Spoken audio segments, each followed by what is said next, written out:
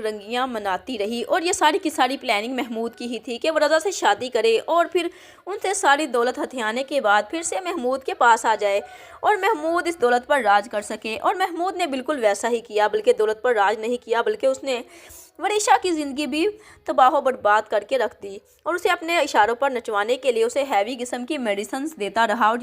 और यहाँ तक कि उसकी माँ ही अपनी बेटी का नुकसान करती रही सिर्फ़ और सिर्फ इस महमूद के कहने पर। और यहाँ तक कि इस महक ने ही उसके बाप रज़ा की जान भी ले ली। जब वरीशा को ये बात पता चलेगी कि उसकी माँ ने इतना बड़ा धोखा उसके बाप को दिया था, तो वरीशा तो फिर से अपनी माँ की जान लेने की कोशिश भी करेगी और कहेगी कि आप जैसी औरत को जीने का हक नहीं है, आप जैसी औरत को मर जाना चाहिए। आप ना तो अपने शोहर की बनी और ना ही अपनी बेटी की, आपको तो सिर्फ़ और सिर्फ दौलत से ही मोहब्बत थी और इसी दौलत की खातिर आप यहाँ तक पहुँच गई कि आपने अपने शोहर को ही ख़त्म कर दिया और अब अपनी बेटी को भी तबाह बर्बाद करके रख दिया है। अब महक को एक तरफ तो महमूद की तरफ से धक्के पड़ने वाले हैं और दूसरी तरफ उसकी बेटी से, तब महक पागल होने वाली है और अपने किए पर तो उसको शर्मिंदगी बहुत ज़्यादा होगी और वरीशा की बातें जब उसको बार बार याद आएंगी तो वो पागल हो जाएगी। जबकि दूसरी जानी महमूद बहुत जल्द जेल की सलाहों के पीछे होगा, क्योंकि उसके खिलाफ सारे सबूत मिल जाएंगे कि उसने और परी जी ने किस तरह से हमजा और सारा की जान ले ली थी। यूँ महमूद अपने अंजाम को पहुँच ही जाएगा।